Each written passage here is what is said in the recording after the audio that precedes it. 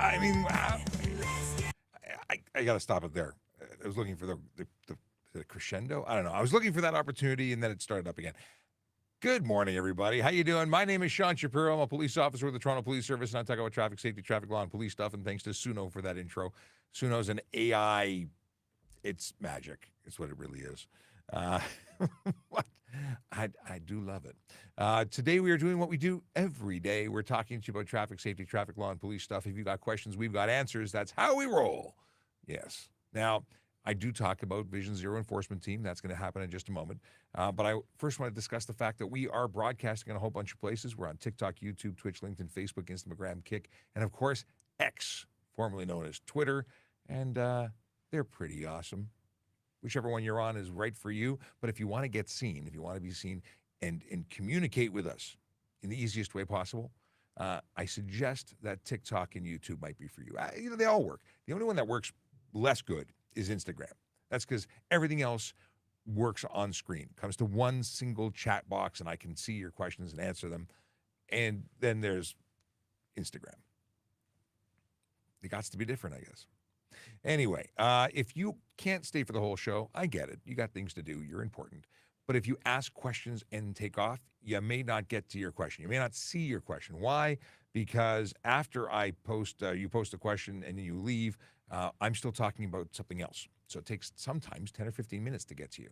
So if you can't stick around, you may want to go to TrafficCop.ca and send me a DM. There's actually a form there that you can use. And you can also get to all of our other social media there, but you can use the Ask Me a Question form, and I'll get back to you. I have about 150 pending questions at all times on my TikTok. So just letting you know, there's different ways to contact us, and if the show doesn't work for you, you can't stick around, that's an option.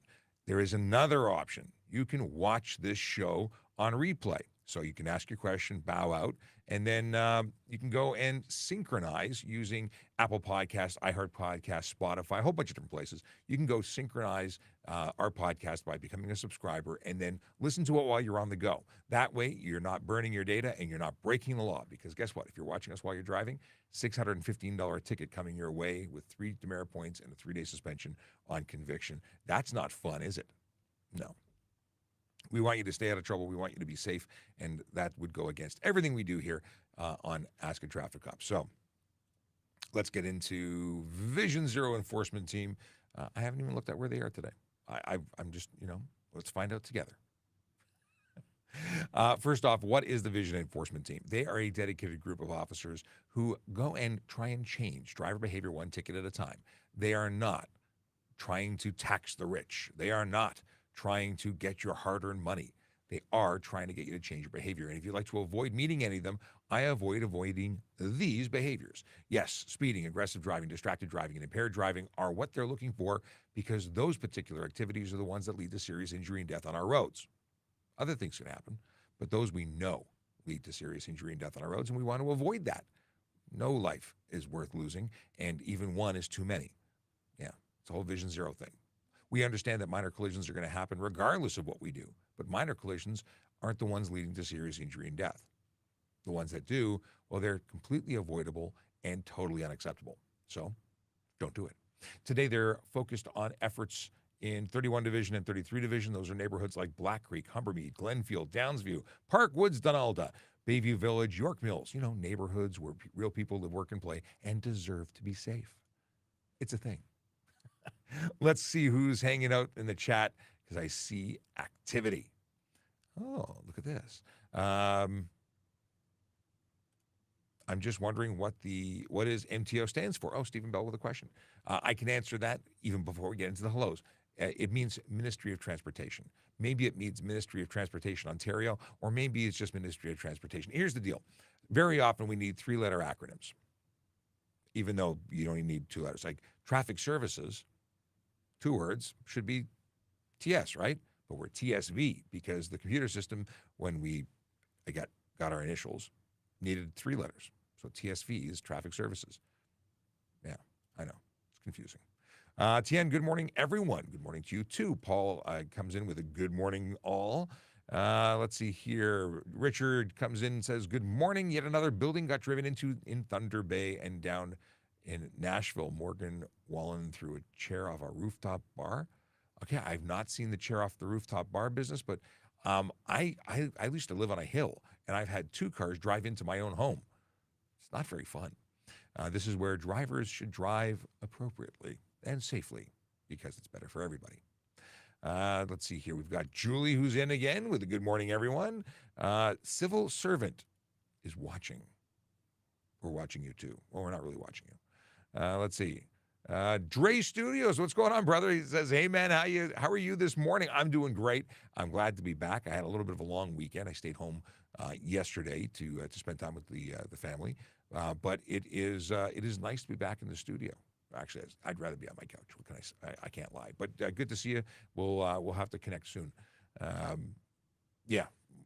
Not only is Dre coming in through Twitch, but he is very involved in the racing community. Okay, Ryle says, hot. I don't know what that means.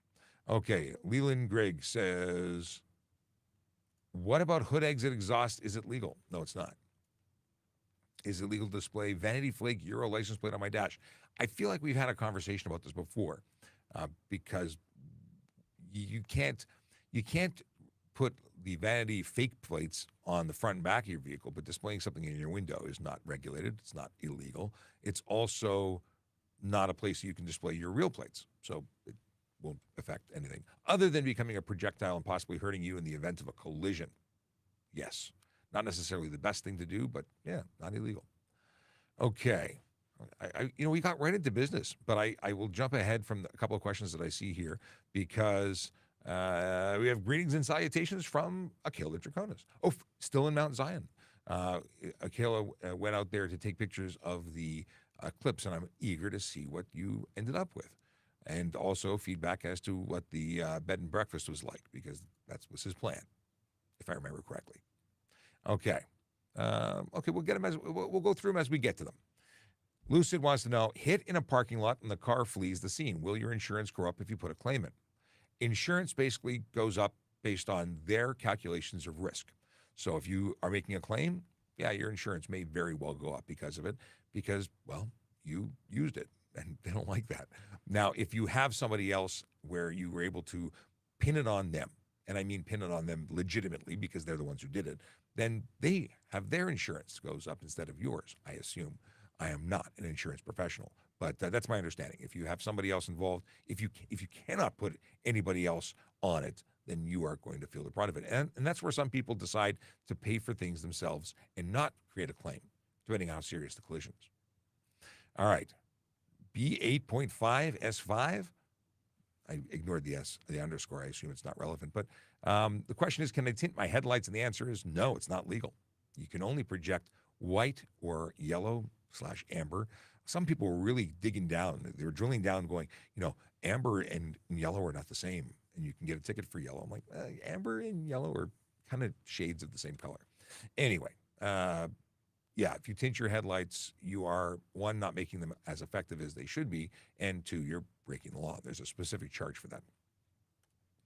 Are bikes allowed on sidewalks? Well, each jurisdiction is going to have its own law on that, and specifically Toronto does not allow anyone over the age of 13 to ride on the sidewalk. So if you're under 14, you can be on the sidewalk, and if you're 14 or over, you cannot. And it makes sense because the sidewalk is for pedestrians. That's the deal. Now, if you're on an e-bike, you should know better, and you're absolutely not allowed because not only are they prohibited, you have to be 16 years old to ride one. So there's no place that you should be able to ride one on the sidewalk, and that's good. Now, there are a lot of people breaking that law, and it is being enforced, but that's another story. Stock 9th Gen says Ministry of Transportation Ontario, MTO. Makes a whole lot of sense, and we went there.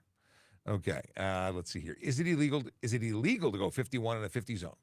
By letter of law, yes. 50 zones mean you can only go 50, and 51 would be breaking the law. Are you going to get pulled over for it? Probably not, because one is negligible. We've got Jackie with a good morning. Good morning to you. I have a quote from Akela, which we'll leave for later. Or maybe we should do quotes in the beginning. I don't know. It's a W.C. Fields quote. We'll come back to it. Sharif Babak says, good morning. Can a Toronto police officer issue a ticket in Durham region? Do we border directly? Because if we border directly, then the answer is yes. If we're one step away, then the jurisdiction that is in between us, the one that borders us, is what should be writing the ticket. But yeah, Durham borders us, so we can write tickets there. Now, do we make a business out of it? I say business. Do we focus our efforts there? No. We are specifically in Toronto doing Toronto stuff. But if we're in Durham, if we're over in Peel, if we're in York Region, well, if we happen to see something, we're police officers, we have the authority, and we'll absolutely write the ticket. And if we're beyond that, like we're in Timmins doing something, I don't know why we'd be in Timmins, but let's say we're in Timmins, we would have a local police officer write the ticket based on our evidence and our testimony. And then, we get to go to court all together as one big happy family. Let's see here. Dre wants to know if I've got plans to come to the track this year. Yes, I do. I have many plans. Not only to see you guys with Tooth, I'm also planning to go see my buddy and his race team. We got lots of racing stuff, and of course, it's our intention to be at Honda Indy again. So we'll be able to spend some time. Now, the one thing that I had hoped to do during the winter break that didn't happen, and I think still needs to happen, is go-karting. We need to get some professional racers and some police officers on the track and see who's really fast. This has got to happen this year. I mean, it has to happen this summer or like right away, like before the summer. But let's hear, do people think they're fast? If you think you're fast, would you come out and challenge a cop to a go-kart race? Let me know. Let's see here. What is the minimum requirements for an exhaust system? Well, it has to meet the requirements under the Act, but it has to have a muffler and a resonator, and it can't produce too much noise. And it has to be, we're talking about cat-back systems, but you also have to have your catalytic converters. There are a couple of vehicles that don't have catalytic converters, from what I understand. And if they're approved for sale in this country, that's a different story. We already talked about tinting headlights. Oh, Akela had too many clouds and no pictures. I'm sorry to hear that.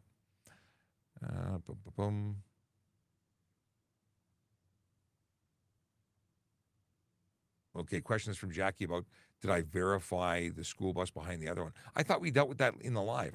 Was it you who provided the information? I didn't do much digging afterwards because I thought we sort of covered it, but I'll have to dig further into it after today's show.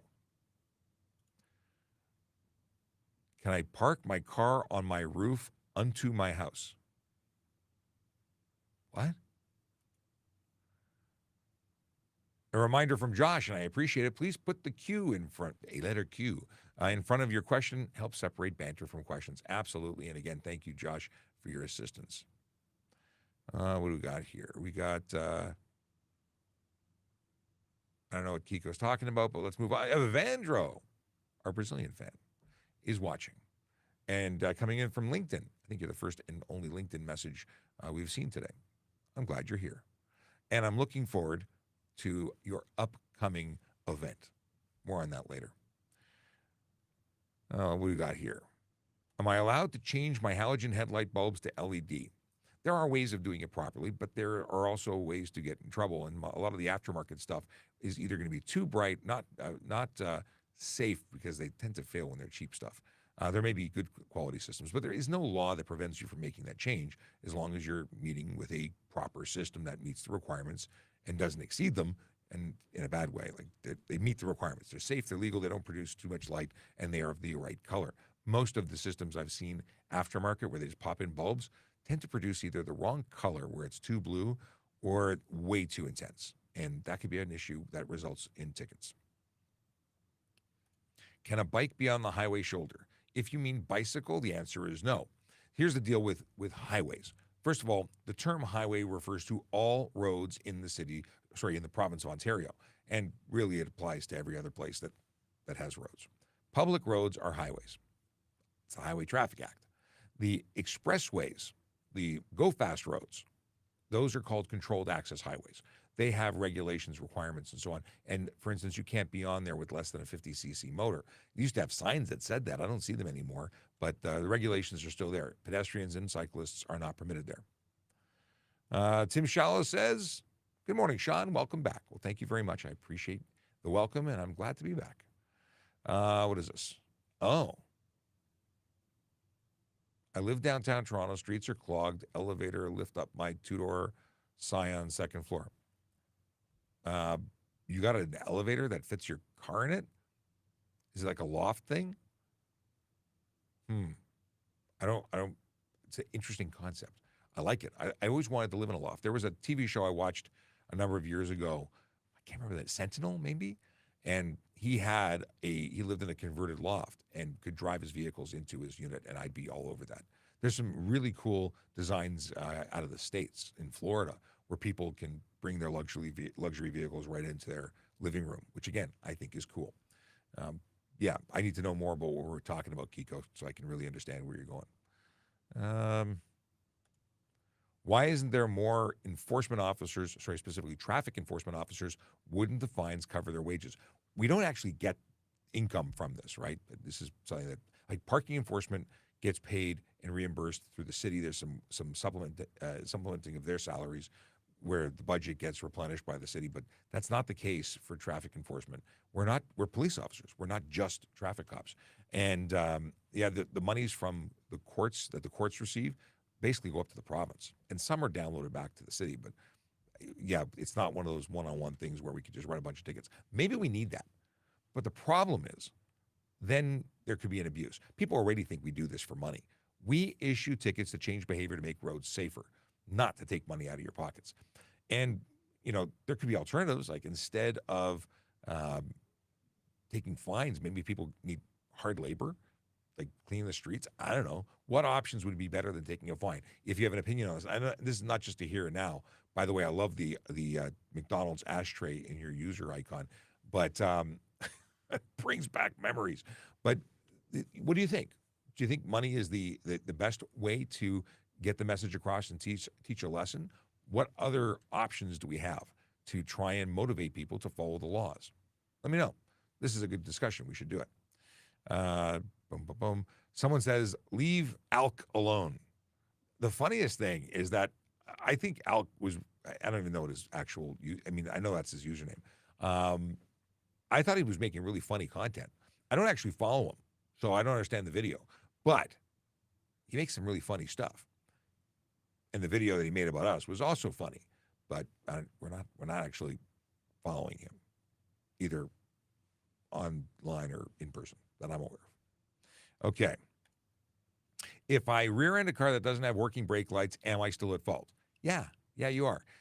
They may have joint responsibility in terms of not warning you of their being there, but you have headlights and you should have seen them and been able to drive at a speed and pace where you could correct your driving. So whether you have all the fault or a portion of the fault, you still have fault.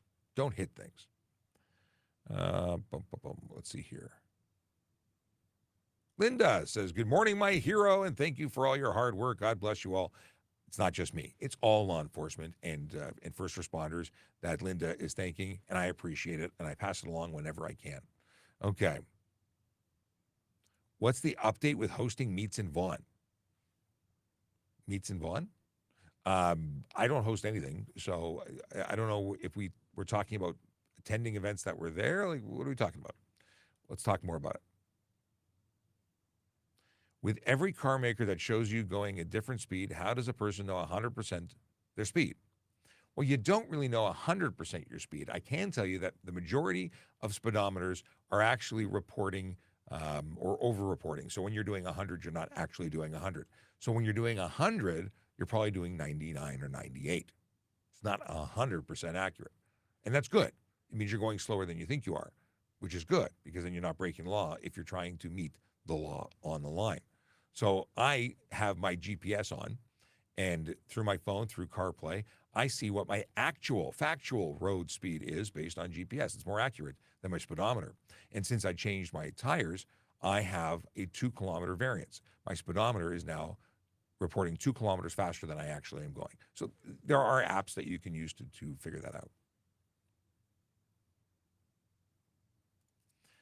Can a police officer arrest a person who's using a number plate that is not authorized for the vehicle?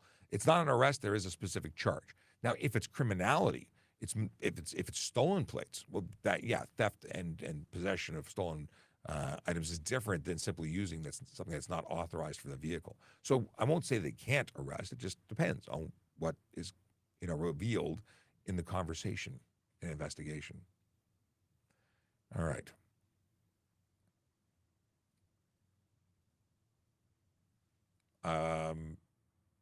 Jacob, I don't know how to answer your question. Are you exempt from regulations when hauling firewood? I'm assuming you're always need to follow regulations that regulate what you're doing. Yeah. Oh. Dre's telling me I should reach out to him, and I will. I like it. It's a good idea. Can you wrap a car in a glow-in-the-dark color? A luminescent car? I don't know. Is it an issue that you're? Yeah, I don't know. You're technically projecting light. I don't know. But it's an interesting conversation that I want to have with other people and come back to you with an answer. I don't have a good answer for you right now. I could see issues with it, although I think that you'd be very visible, and you're not technically projecting light, even though you are projecting light.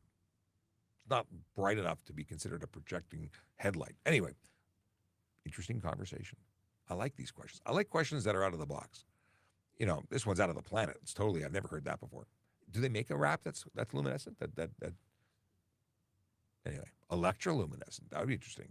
An electrically illuminated glow-in-the-dark car. I like it. What tint level is ticketable? Yashton X wants to know. And the answer is pretty simple. If your tint is so dark that I can't see you, it's not legal. You cannot obscure the interior of your motor vehicle with a color or reflective coating, period. That's HTA Basics, $110 for that. And it deals with the windows directly left and right of the driver and, of course, the windshield. Now, there are other standards. For instance, to be certified in the province of Ontario, you can have nothing on the front windshield and you cannot exceed 30% light blockage on the windows left and right of the driver. If you exceed that or have anything on your windshield, not only is it obscuring the interior, but there's an additional fine for unsafe motor vehicle, which means I take your plates and you have to get certified again. So be careful. And I have a video on TikTok that if you search tint, I've got lots of tint videos actually, but if you search for tint videos under our channel, you will find that I have one with a tint meter. It's a tint meter. And what the average person thinks is too dark is way too dark, because according to the tint meter, 30% is pretty light. Check it out. Let me know what you think.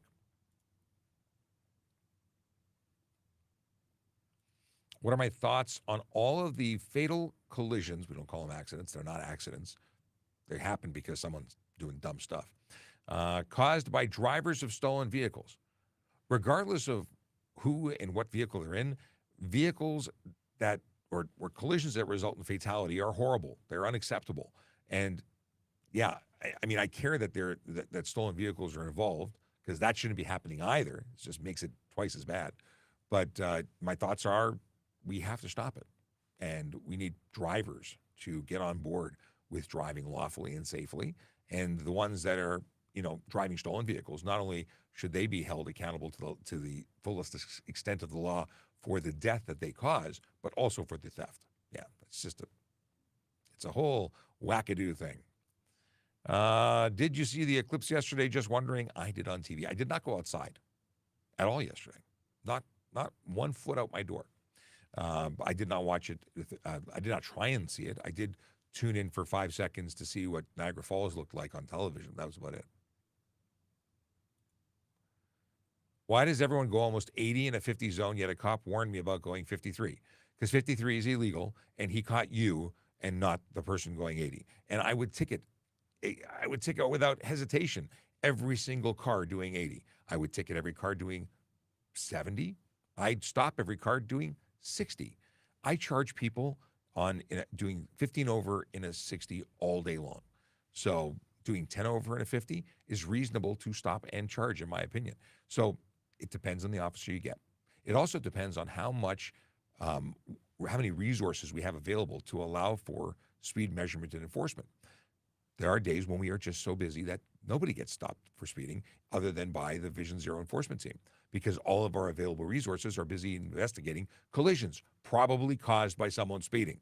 Isn't that interesting? Yeah. John Kearns says, good morning. Toronto cop writing a ticket just over Durham border. What court do you go to? If we're issuing it, you go to a Toronto court. Yeah, it's still a Toronto court. That's one of the reasons why we're going to send you to a reasonable court location. If it's in Durham, it's still okay to come to Toronto. If you're, the next jurisdiction over, it would be considered unreasonable. Oh, Josh, thanks very much. I appreciate that you're happy to help, and I totally appreciate it.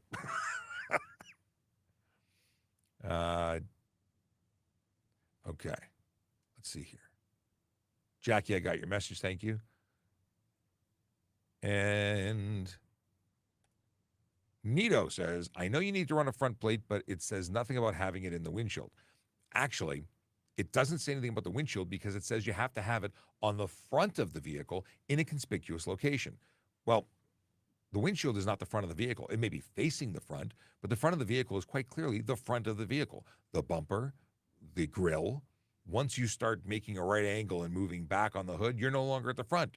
You're towards the front, but not the front. So the front is the front. There's no other front. So that's it. Now, I will say this. For all those people who have anxiety or allergies related to putting their plate where it's intended to be, screwing things into the bumper, or whatever the case may be, tow hook adapter. I'll say it again. Tow hook adapter meets the needs. You can have it offset either side of the vehicle's front, but it has to be on the front. Windshield, bad. Also, windshield becomes a projectile in the event of a collision. Not the windshield, but the plate inside the windshield. It's the Ontario Shuriken, and it's not good for you to have a sharp piece of metal flying at you at speed or becoming the item that is implanted in your forehead on a collision. Just bad. Not good. Yeah. Sabir wants to know if they can admit to a crime on live. It's much better if you send me your full name, date of birth, address, and location so we can come and arrest you rather than just putting it on the live, because just saying it, what does that mean? But if you actually cop to it, we'll send a car and have you picked up for it. Is the police college a hard process? Jacob McNichol wants to know. You know what? Everyone has a different experience as to how difficult it is. Some people pick up stuff really, really easily, memorize things, and find that part easy. I had no difficulty with the academic side. I didn't like running. I'm not a runner. I met the grade. I passed the minimum requirements, but it never made me a runner. I'm never going to be a runner. So everyone struggles with their own challenges, and some people don't struggle at all, and some people don't pass. So it's very individual. It's a very individual experience. Some people don't like eggs. For anyone who's been to the police college, you know what I'm talking about. Is it an offense to paint your bus chrome yellow if it's not being used to transport children or adults who have developmental disabilities? So chrome yellow, that the bus color is restricted to only school buses. I'd have to look at. I've never actually enforced this law. I've never had reason to, but yeah, there's a whole thing about what color it can be and and how it's regulated. I was going to look it up, but we know it's not legal. Let's see here. Is white underglow legal? Saskatchewan is cracking down on it, but SGI says different. So I don't claim to understand or know Saskatchewan Traffic Act or regulations. We'd have to look into that. But it is one of those things where if someone's cracking down on it, I bet you it's not legal, just as a hint. But, in Ontario, there's no specific law for underglow, but it violates or can violate all sorts of other laws. Here's the deal, and it's the one that'll keep you safest. Don't use it on the road. Install it. Use it at car shows. Use it at parking lots. Use it every time other than whilst driving, because there's no benefit to having it. It doesn't make you safer, and it's no longer 1989, so there's really no need to have it. I get it. It looks cool. I used to sell this stuff back in the day, but it's just not so cool anymore, in my opinion. Thank you for having a question coming in from X. Yes, X is now integrated with us, so you can ask your questions and be in the show. I'm not even going to try and pronounce this username, but the question is how to identify impairment from marijuana. Impairment is impairment. Doesn't matter from how, but we look for impairment. If we believe that it is by way of drugs, well, we start getting you involved with a drug recognition expert. That's or evaluator. That's an officer who is actually being trained to be able to identify based on how you perform through a battery of tests. They can identify what group of drugs you're on. And when they come up with a finding, that is equivalent of using a roadside, or I should say a breathalyzer for alcohol. Now, very often, we'll exclude alcohol from the situation by giving you a test to ensure that alcohol isn't it, because very often it's a combination. But yeah, now if it's not, you talked about impairment, but that's quite a high level. Just having it in your system, we do have a system that uses a buccal swab, basically a Q-tip in your cheek, and there is testing to find marijuana and cocaine. And based on that, a young driver or a learner will receive suspensions based on that. Yeah. Okay. How far away does the automatic license plate reader read? That's Tamara who wants to know. I don't know what the maximum distance is. I do know that they're amazing, like truly amazing. But I don't know the distance offhand. Sorry, I don't have an answer for you. But it's like 4 lanes wide, up to 200 kilometers an hour in speed. Like it's tremendous. And you think about this. If I'm doing 100 in one direction and you're doing 100 in the other direction, very easily speeds at 200 kilometers. Now, I don't know if it's 200 kilometers in the same direction. That must be. Anyway, I don't know the math on it because I haven't taken the course on it. But I believe the number 200 kilometers an hour was thrown out there, and I think it's pretty awesome. What is the regulations on truck lifts and offset tires? Well, assuming you're talking about Toronto, or I should say Ontario, offset tires are not legal. You can't have things sticking out beyond the fenders. So don't do that. It looks cool, but you should technically be towing your vehicle if it's not covered. You get all sorts of tickets. Now, in terms of how high can you go, 3 inches is always the number that's being thrown around. But at the end of the day, if you have headlights that are beyond a certain number that off the ground, you're going to be violating the rules. You can go to the light truck and passenger vehicle inspection guide, and that is outlined for you there. Jamaica Boy wants to know, hi, Sean, can an air brake license without Z drive a tractor trailer? But Z is the air brake license, isn't it? I thought that's what the air brake endorsement is. So I'm not picking up what you're putting down.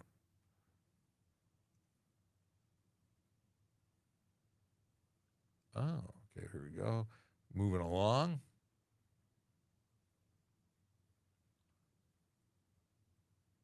Jacob keeps asking about the half-load regulations. I'm not familiar with what you're talking about, so I can't give you an answer no matter how many times you ask me.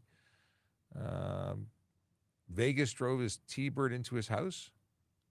No kidding. Yeah, I think I wanted to make my motorcycle like a coffee table. I think that'd be cool, but I wouldn't ride it again. And Akela would like the Bat Cave as parking area in your basement den. I think that'd be awesome too, but I need to figure out where I can place my home so I get the waterfall. Here. All right. Is it legal to have no mirrors on a motorcycle? No, Tomas, it is not legal. You have to have at least one mirror.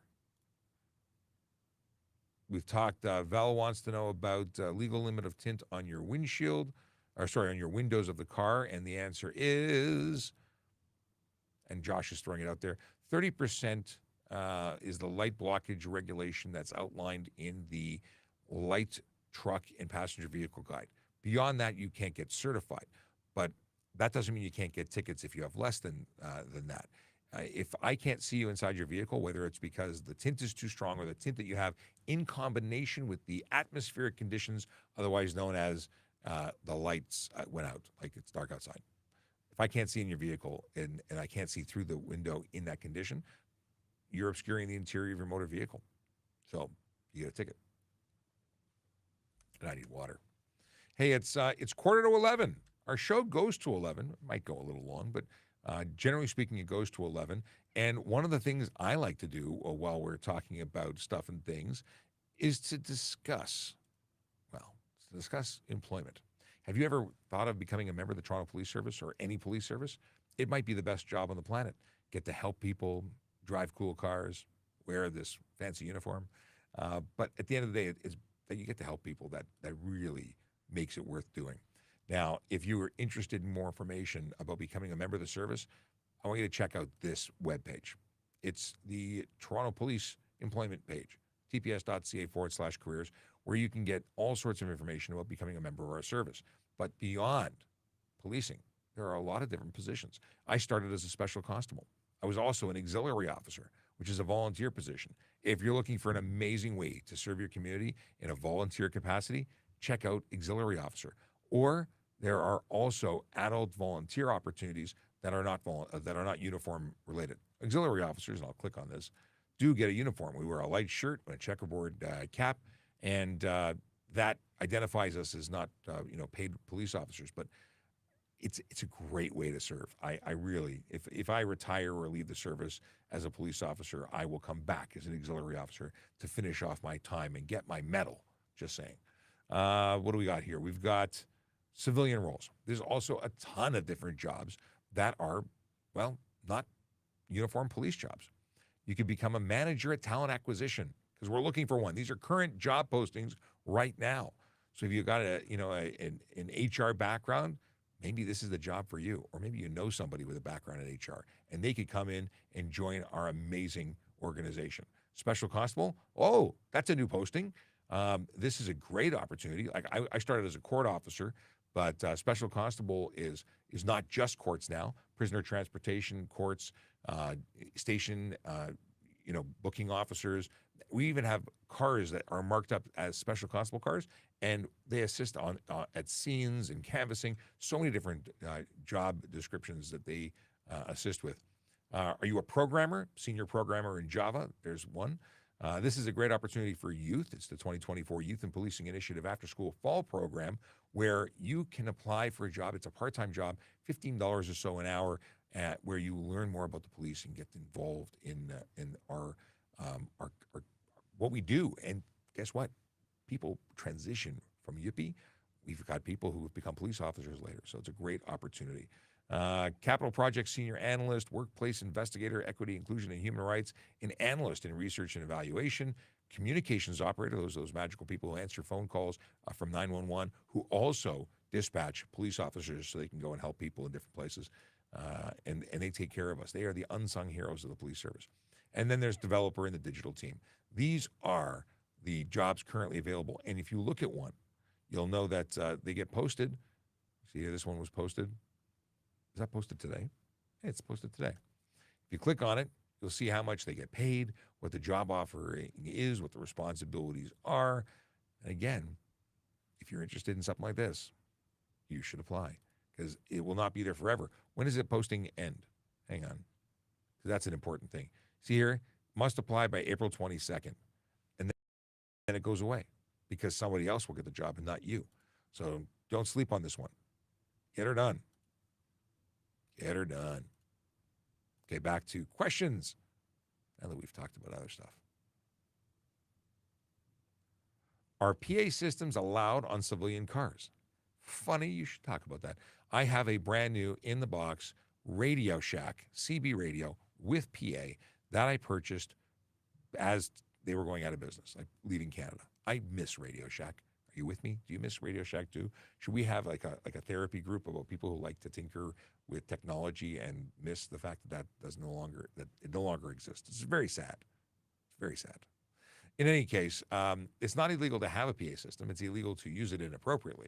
So using it for appropriate measures, whether you're on private property or public property, if you're using it legally, which means you're not interfering and creating unnecessary noise, then it's okay. You can't create siren sounds. You can't do that.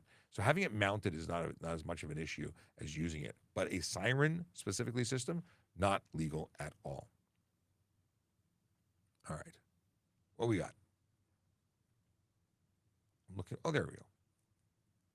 How can the car theft stop? Well, there's a couple of things on that. One, when criminals stop stealing stuff, the thefts will stop. When all of the criminals are arrested and prosecuted, possibly they will all stop. When people stop buying stolen vehicles, thus not having the demand for stolen vehicles, then it'll all stop. I mean, that's really when it'll stop. Crime has never just stopped. We have people who are willing to do bad things, taking advantage of good people to, propel their own agenda. They like to make money. And unfortunately, there's money in stolen vehicles. So we can do everything we can to reduce the chances of theft. Do all those things like adding the what's it called, the club, and a bunch of other options. You can add kill switches to your vehicle. You can add the boot. There's people putting the boot on their vehicle, so it's harder to steal. People taking the relays out of their fuel pumps. All sorts of things. And then there's fancy stuff, which I've seen and heard some really good success stories where people have tried to steal cars but couldn't. But here's something interesting, and I realized this watching a video from Durham Auto House, and that is, I used to have alarms in my cars. Like, as a teenager, I had alarms in my cars. All of my cars had a remote control that had a motion alarm. If you walked too close to it, it used to Cobra, stand back. Like, there were all sorts of cool things, and we stopped doing that because cars started coming with dongles to lock and unlock and had basic alarm systems. But the fancy alarm systems, no one carries anymore because no one wants to have a separate dongle. I used to have a pager. I had an alarm system that would page me if someone touched my car. We don't do that kind of stuff anymore, and maybe we should. Now, going back to this Durham Auto House, this video, they showed a video where their clients' vehicles were broken into, and the alarm went off, and it scared off the bad guy. Great. They also install all sorts of things that interrupt the ability to start the car. Now, I'm talking about them because I know them, not because I'm endorsing them, just because they're creators online. I can talk about them. There's a lot of companies who install stuff like that. Ways of making your vehicle less attractive to thieves. That's a great way to make it more difficult to steal. Yeah, no one wants to get caught, right? They want to take your stuff and leave quietly. And then there's the Faraday pouch, because relay theft is a real thing. So Faraday pouch or box or however you go about it to block the signal from your remote. Also check to see if your remote control has an off switch. There are manufacturers that include either a key sequence or a physical switch to disable the battery in your key fob so that it cannot be utilized in relay theft. I think that's really smart. The sad thing is none of us read the bloody directions, so we don't know if it has it. So go read the directions. And bans. Thank you for triggering this conversation, because I'm really glad that we talked about this. It's good stuff. And oddly enough, nobody asked me about leaving milk and cookies out for car thieves, because I guess we have more intelligent people here today. There's a bunch of people who misunderstood and thought we were telling people to just, leave the car running so people can steal it. That wasn't the thing. Anyway, I'm glad we've had this conversation. What do we have here? What is this? When you put your speed camera in front of your school, then you take them away after a period, it paid for itself? Okay. Speed cameras are run by the city. I'm sure they do make money from those when people pay for them. But you know what? At the end of the day, I think they should be on every street everywhere. No one should get away with speeding, not even a little bit. And then people will slow down. If guaranteed, if I told you, guaranteed you were going to get a ticket every single time you went over the speed limit, I bet you dollars to donuts that you would not speed. Doesn't matter how much cash you have. You don't want to give it to somebody else. Okay. Ashton wants to know if I know how new vehicle safeties will work and when will they come into effect. I don't know. I've not heard of anything on this, but if you do have any resources, let me know. I've not heard anything. We get memos about changes to law. I've not heard anything about that yet. Can I learn all the rules of the road in the driver's handbook? And if not, where can I learn? Check out the Highway Traffic Act. It's about that thick. No kidding, too. It's huge. There's a ton of information, and not all of it is going to be in the rules of the road coverage area or coverage of the book. I try and go through stuff. By all means, go through the HTA. There's a number of books you can write. One's from Jack West, a retired sergeant. He wrote a book on the HTA in more layman's terms, I think. It's like $180. Lots of fun. But you can learn there, and you can ask us questions. Ask questions. We like questions. Jason says hi. Hi, Jason. Avian wants to know what the fastest car I've caught is. I don't know. I mean, OPP got one at 305 kilometers an hour on the 401. We get cars, I'm not on the road anymore, but we as the service get cars in the 280s, 270s, like regularly. 190 on the DVP last year was a car that was stopped. Oddly enough, the driver had been drinking. Shocking, right? What's the fastest one? I don't know. I don't really keep score. But it's interesting questions. Cop pulled over on shoulder of an HOV lane. Should I be violating the HOV lane to change? What is this?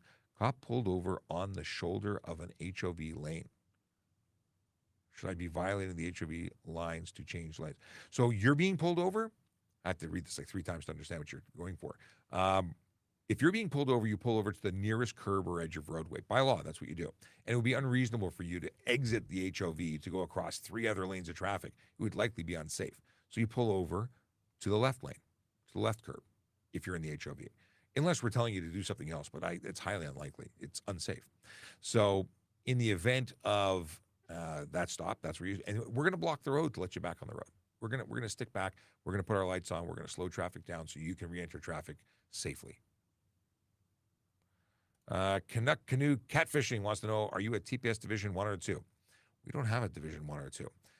We are at Traffic Services, which is the central traffic unit for the city of Toronto, and there are divisions across the city, but we're not there. And then there's headquarters. Like there's tons. Was it 15 different divisions plus specialty units? Should tinted windows be illegal? I don't have a problem with tinted windows if it's done like within the rights and legal or limits and safety. I don't have a problem with it at all. They are illegal to be too dark already, so I don't know what you mean by illegal. Do you mean like we shouldn't have any tinted windows? I mean, listen, people get really funny about picking their nose in public, and I get it. They want a sense of privacy, and there is a legitimate reason to tint when it comes to solar load. You want it to be cooler in your vehicle, so your air conditioning that on especially your older cars may not work as well. Whatever your motivation is, the problem is when you're doing it to create a level of anonymity, to be able to pick your nose in private and use your cell phone or all sorts of things. And those are one of the reasons why it's illegal. We have to be able to see in, not just for safety, but to be able to see if you're following the laws. If you're preventing us from doing that, you should be stopped immediately and having a conversation about it, aside from all the other issues. Traffic safety is the primary reason. You can't see out, you can't see in. It makes it hard for people to communicate. If you vinyl wrap your vehicle, do you have to change it on your ownership? You most certainly do. You have 6 days to do it. All right. Is it legal to have a cat on the dash laying in the windshield? If you're parked, it doesn't really matter. If you're driving, it's not safe. Now, one, they could become involved in blocking your view, and you'd be driving with an obstructed view. And that's even just being there. I think they're obstructing your view. So I would likely pull you over and charge you. They should be crated or tethered in the passenger, well, preferably in the back seat. Crated being the best, tethered being a second, option. But in the event of a collision, Fluffy's going to get killed in the front windshield. Pretty good chance of that. Bad. And become a projectile or become squished with you. It's really not a good thing. Are there still modifications on the G-test? I know there's a lot of controversy surrounding it. I don't know if it's still the case. That's a drive test question that I can't help you with. I'd like to see it go back to usual, back to normal. There's no reason to still do it. Are passing lanes technically legal? There's a left lane. Well, really, it's lanes 1, 2, 3, 4, 5, depending on how many lanes there are. They start from the center, they count up. And there is no passing lane in law. Slower moving traffic should stay to the right. That's what it is. You're not allowed to exceed the posted speed limit to pass. That's not lawful. So what's your question really? Can you turn left on a one-way from a one-way on the red? So a left turn on a red, when you're on a one-way road, turning left onto another one-way road, yes, in that one scenario, assuming you are not prohibited by way of a sign, and it's safe to do so, and you've come to a complete stop first, then you could make a left. Okay.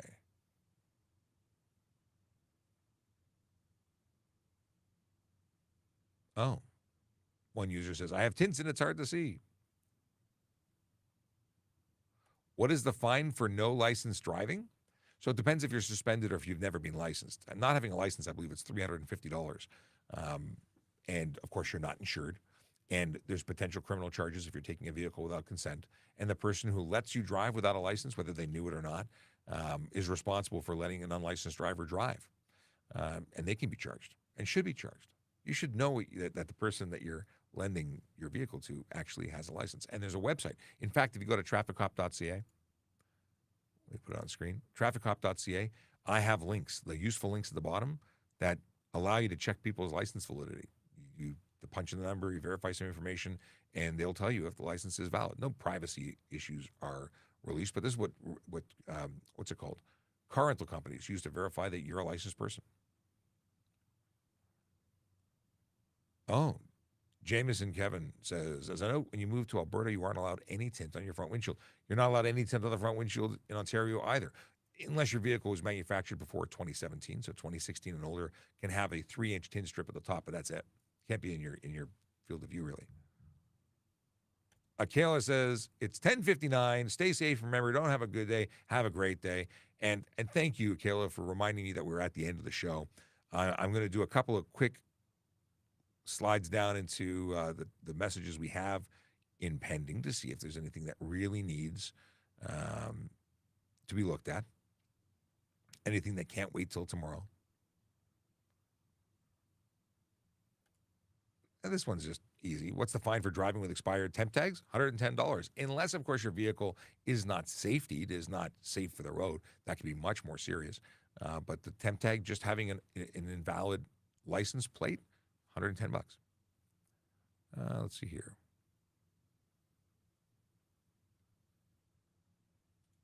Silliest question of the day goes to N1 Kenny. Is it illegal to go 300 on the 401? Yes, it is. Not only is it a violation under the Highway Traffic Act, it's also criminal dangerous driving. Without question, I would arrest you. Yes, and so would any self-respecting police officer. So 300 is going to be criminal dangerous driving. You're also going to get stunt driving. So you're going to be seeing a 30-day suspension on your license, separate from everything else, and you're going to see a 14-day vehicle impound for your vehicle. If you ever get your license back after you're convicted, because if you're convicted of the stunt driving, you'll see a 1 to 3 year prohibition of your driver's license, a $2,000 to $10,000 fine, and up to 6 months in jail. If you do it a second time, the suspension goes from 1 to 3 years to 3 to 10 years. A third time for stunt driving, it's a lifetime ban. And frankly, even the question suggests you maybe should turn in your license. Just saying. Do I need a Canadian license to drive in Canada? If you have a license from somewhere else that we accept, then no. You're a visitor here, you wouldn't have to. If you've moved here and become a resident, then you would need to exchange for a Canadian license. Now, we don't have a Canada driver's license. We have provincial licenses, and every province has their own laws, just like every state has their own state license and their own laws. Where are you coming from? Let me know, and maybe I might be able to tell you if we honor the license of from whence you came, from where you come. Yeah, I can't speak today. Let's see here.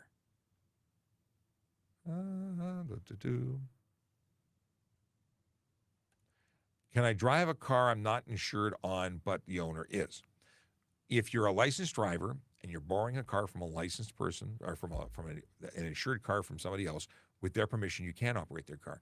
In the event that you are living with that person, then the insurance company is going to want you listed on the policy.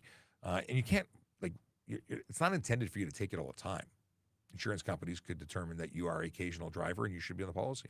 So really, the insurance game is one that is between the person who owns the policy and the company that they're buying it from. They have a contract between them. They need to know what they can do. They might say, the insurance company could say, nobody under the age of 25 can borrow this car, use this car, will be insured in this car. And what will happen is if you give it to somebody else and they determine this is a pattern of behavior or it's something they're not going to cover, they'll deny your claim. They have the power to do that, which means your nice new car doesn't get replaced when your friend smacks it up. And also, when your friend does something in your car, your insurance goes up. So why would you loan your car to somebody? Not good. You're lending your insurance too. That's not a good move. I love that No Name says, why does this guy keep skipping my question? Well, No Name, because you've never asked a question. I've not seen you in here at all. And if I missed you, well, oops, but I don't think I did. I think I would have noticed you. Then I have to scroll back and just double check. But I'm pretty sure you were never in there. But I love how people try and get caught that way. Is it true that people can be charged for stunt driving even not going 50 plus? Why, yes, you can. 40 plus in a speed area of below 80 kilometers an hour. So if you do 40 over in a 40, meaning you go 80 in a 40, that's stunt driving. If you perform a jackrabbit start, which is when you proceed before it turns green or just as it turns green, making a left turn in front of oncoming traffic, that's stunt driving. Drifting is stunt driving. Wheelies are stunt driving. Driving with someone in your trunk is stunt driving. There's like 15 different triggers for stunt driving. So they're all stunt driving. Okay.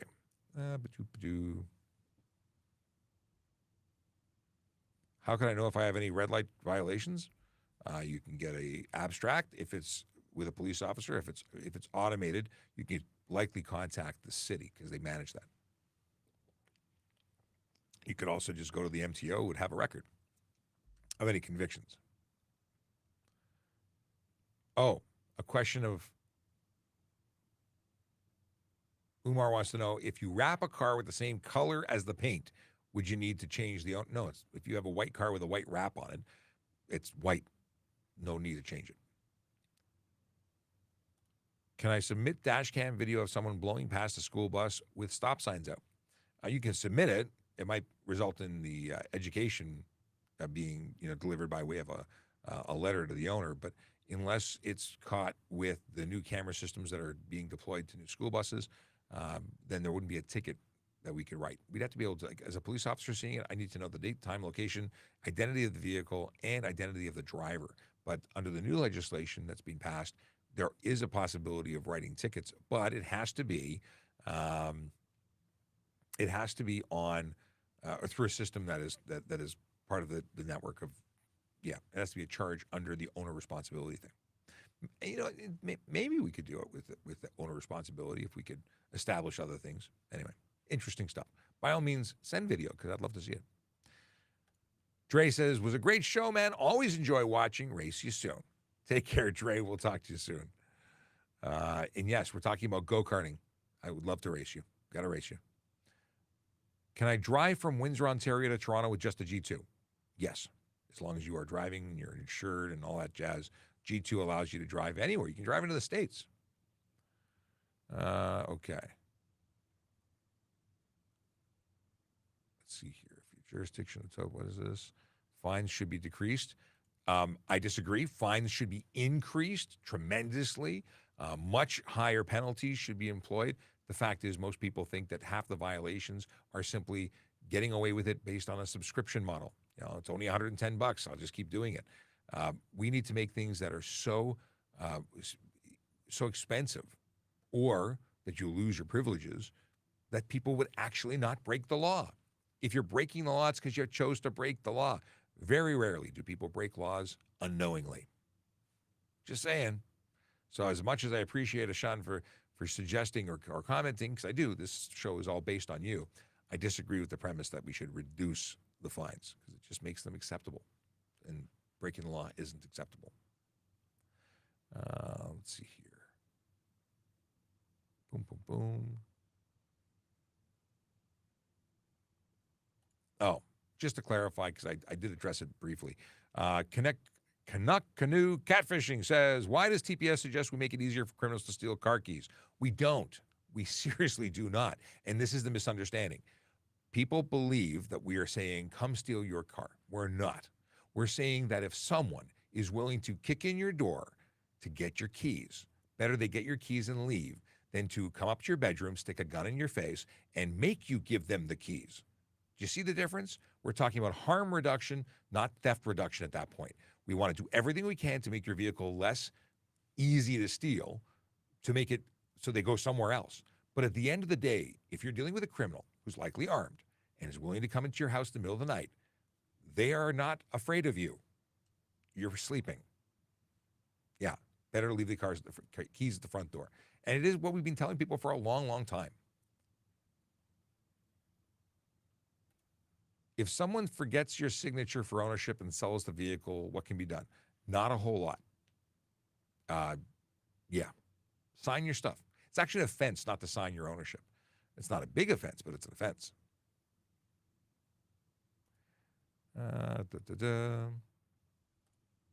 The person who says we're not catching anybody's car is going 300 kilometers an hour, come on.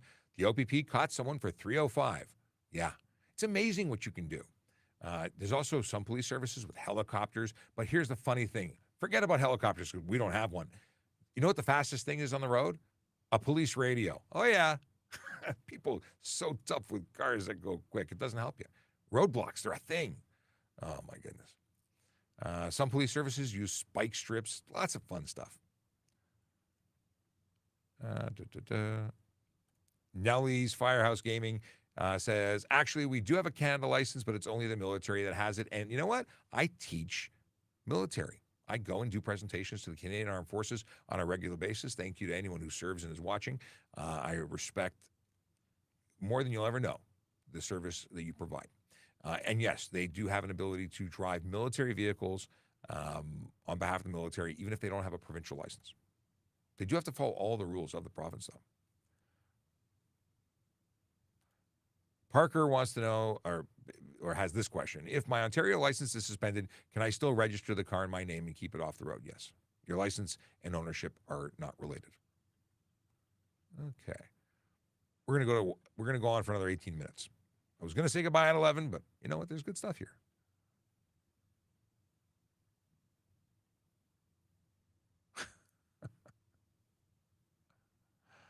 Let's see here. Captain Foley. Hello, sir. It's good to see you again, too. What is this? We got, Chris got a ticket for doing 64 and a 50. Unfortunately, my first ever. Can I contest this decision? So you can fight any ticket you want. Whether you're going to win is entirely dependent on what you provide the court and what the court determines. Are you innocent or you just don't want the ticket? Because this is where it comes to, if you did the crime, if you broke the law, this is a great opportunity for you to take the loss, change your behavior, and move on. If it's worth it for you to take the day off work and go to court and dispute it and do all that, you have the right to. But it's a waste of time, in my opinion. Now, many people will argue and say, well, you might get off the ticket. You might. Yeah. But you could also just take it as a learning experience. That's up to you. I can't give you advice there. I resent the roll of the dice where we pack the courts with people who don't like that they got caught and don't want their insurance to go up, so they dispute all these things, even though they're guilty. If you're not guilty, if you really believe you have a defense, I 100% support you. If you think this cop just had it wrong and it was the car beside you, not you, defend till your heart's content. I support that. But if you know you did it, you did it. What are you defending? That's just me. Okay. What's this? I think I saw you. Kate, Cute Ute says, I think I saw you the other day. Aren't you super tall? How tall are you? I am 6'5". Where did you think you saw me? But yes, I'm 6'5". So I am bigger than your average bear. And let's see here. YTV Cast says, see my question. Please. Which question? I see this statement. Okay. Do cars have to stop at bicycle crossings without lights posted? Cyclists dismount areas? If it's a crosswalk, if there's a stop sign, if there's a person puts their arm out to say they're crossing, I'm not picking up what you're putting down. Cars have to stop when they see pedestrians. If a cyclist who dismounts is a pedestrian. And pedestrians should also make sure the car is stopping before they start crossing. It's a shared responsibility. Okay. When making a right-hand turn, do you have to turn into the far right lane when it ends? Monique, this is a great question. So when you are making a right turn, you have to turn into the rightmost lane. If you were making a right turn from the next lane over, if there were multiple lanes, you would turn to the appropriate lane. If you were to, let's say, go from the right curb lane into the leftmost lane on the street you're turning onto, that would be an improper turn and would be, or should result in a $110 fine. Motivation 2024 says, I respect the police. They are always respectful. We try. Sometimes respectful communication works and sometimes it doesn't. And sometimes we kind of up the ante and it comes off as less respectful, but truly it's trying to make effective communication work. So we adapt. But yeah, if people are respectful, we're generally respectful. It's definitely the goal. Professionalism at all times.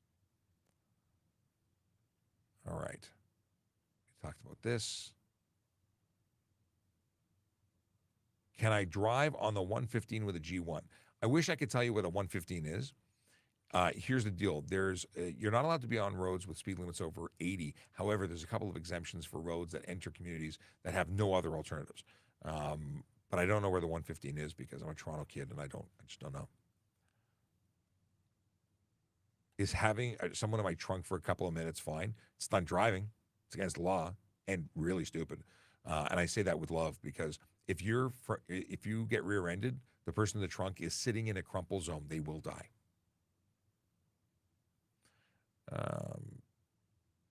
Are burnouts stunt driving? Yes.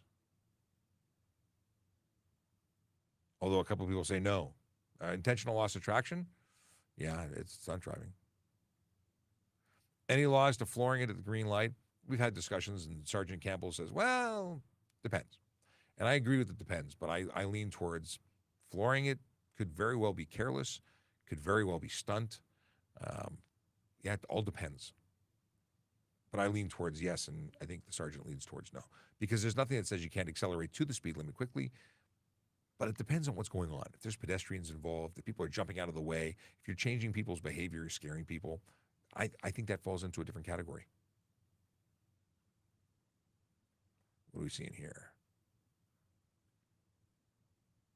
Boom, boom, boom.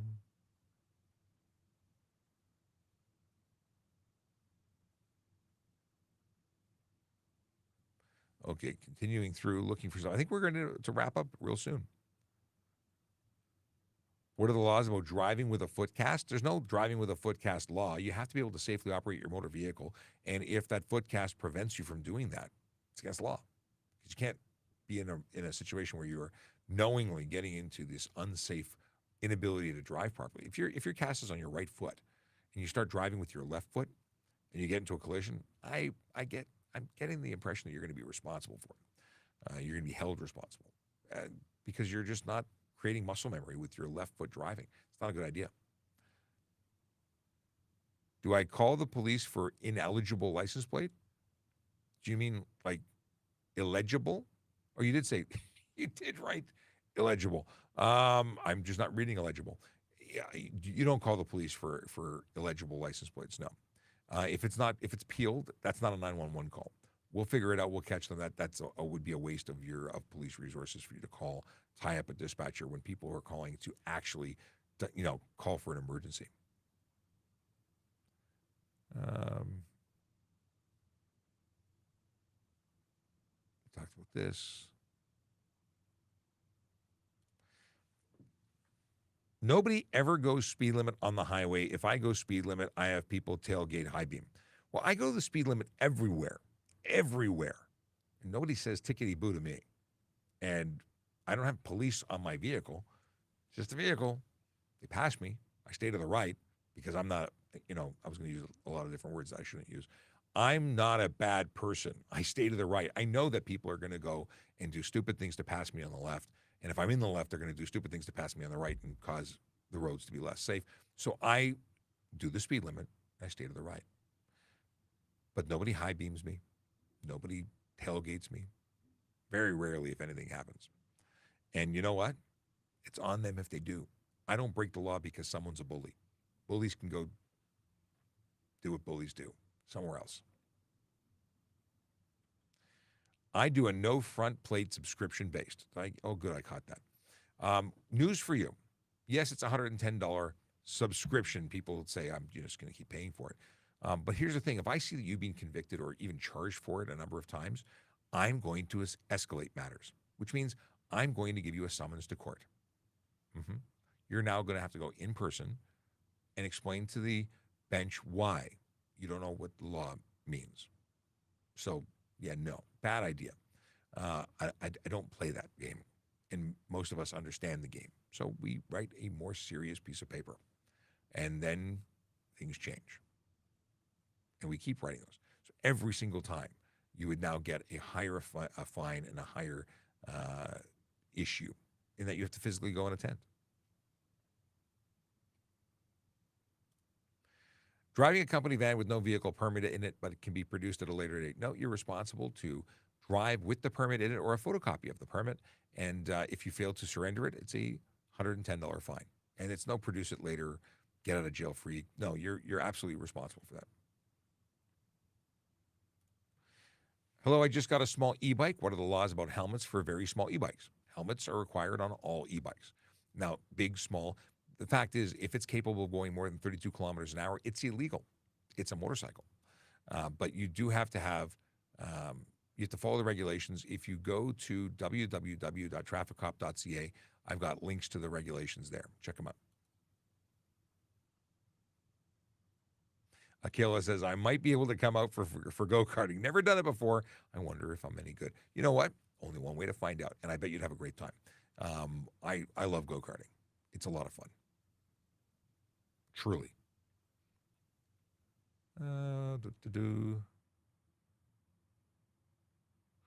Tim moved from Ontario to Florida. Somebody breaks into my house, they are gone. That is because Florida, which has castle principle, stand your ground laws, you're allowed to have firearms for self-defense. We're not in Florida. So in Florida, that's what you got to do. In Ontario, big trouble.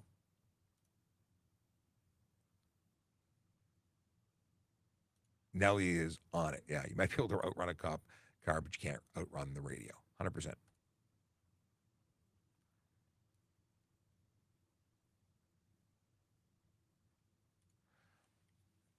Follow up from John. I see lots of people on small jets and e-bike with no helmets, so curious what the actual law is. Law is you got to have the helmet, and the people who are not are eligible. It's $50 or $65 ticket. It's not worth it. And here's the big thing. It's for your protection. So who cares what the law is? Protect the computer. You know, make sure that that the minor brain damage that you might cause by becoming involved in a collision, whether it's pedal bike or e-bike, doesn't matter. Protect your head. It's the smart thing to do. Why does it take so long for the police to respond to a home invasion? I don't know how long it takes. I mean, the police was releasing information. We, the police, were releasing that we have an average of 22-minute response time. You know why? Because we're doing other stuff. We're going to other calls. And if we're all busy all the time, we have to wait till one call becomes clear to go to another call. And we have to drive to where you are. So that's why it takes the time.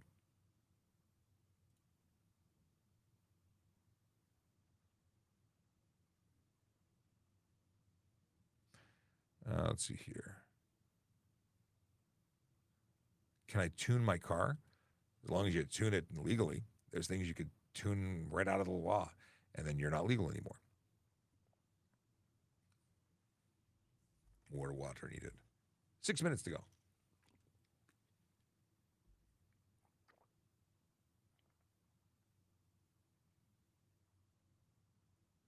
I'm not following what this person's saying, so we're going to ignore it. How long is the process for becoming an officer?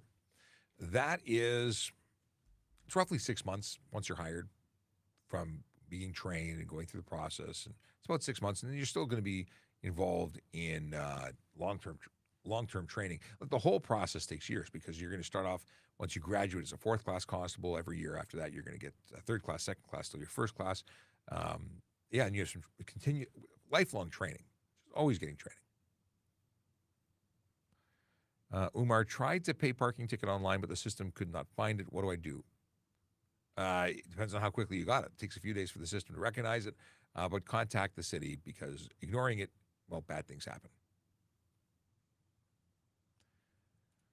When turning right, at what point do I go into the bike lane? You don't go into the bike lane unless you're at an intersection where there's a dotted line at the intersection in the bike lane that's basically saying you can cross into it to pinch the curve.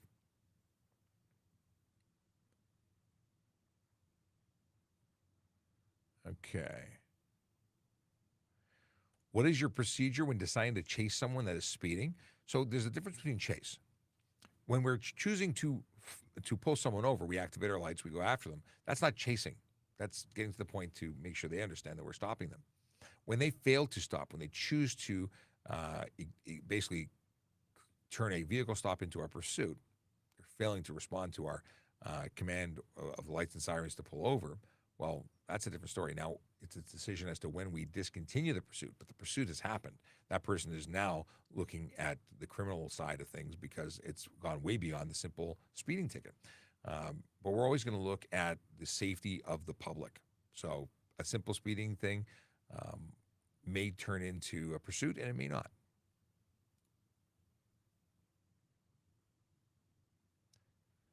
Can people riding in the bicycle lane for a while to make a right turn? You can't drive in a bicycle turn. You need to get into, you come to a slowdown to make the right turn, assuming we're talking about right turns here, in your lane, and then cross the bicycle lane. You don't drive in a bicycle lane. You never drive in a bicycle lane. Why can I have 50% on my front windows in Manitoba, but it's not allowed anywhere else in Canada? Apparently Manitoba has really bad tin laws, or good, depending on your perspective, but don't drive with them here. Cyclists never follow the rules of the road and should be held accountable. Yes, they should. They absolutely should. And they are, because they're vehicles under the Highway Traffic Act. And guess what? I've written a whole bunch of tickets to cyclists because I hold them accountable. I wish we could hold everybody accountable. We just don't have the staff to do everything all the time. We can't be everywhere. But while you're not, while the cyclist that breaks the law in front of you gets away with it, somewhere else in the city, a cyclist is getting a ticket. So you can feel good about that. Boomer wants to know if they can drive without insurance, but the car has insurance. In Ontario, cars are insured, not people. They might be on the policy, but the insurance is on the vehicle. Okay, earlier I got a quote from a Kayla, who may or may not have already left. But the quote is, horse sense is the thing a horse has which keeps it from betting on people. W.C. Fields. I like it. I'm not betting on people right now. So horse sense is good, apparently. And a dad joke. I think this is the only dad joke we got. If you make vlogs, does that make you a vlumperjack?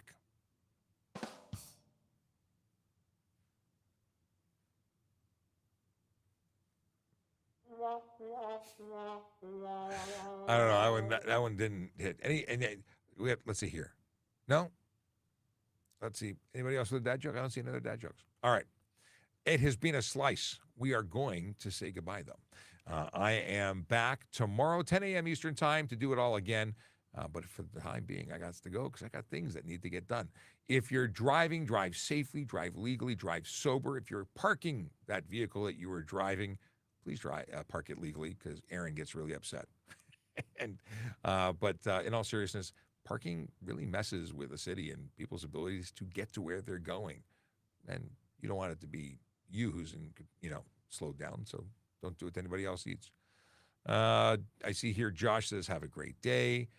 Villa says, no answer on the electric bike. I talked about electric bikes at length. Go rewind. I don't know what your question was because I talked about legality and helmets of the electric bikes. If you got other questions, bring them back tomorrow when we do this all over again. Let's see here. Anything else? I see Villa's question, but we are already in the circling the drain mode of this show. We're going out. This is the original traffic song, not the rock version. We'll do the rock version tomorrow. Change it up. Anyway, stay safe. Smile. Looks good on you. Take care. Yellow light, red light, green light, go. Driving safely helps the traffic flow. Watch for pedestrians, look out for bikes, and don't drive like a jerk that no one likes. Yellow light, red light, green light, go. Driving safely is the way to go. Put down your cell phone, nobody needs you to text and drive on the DVP. Yellow light, red light, green light, go. Stop at stop signs, look both ways, then go.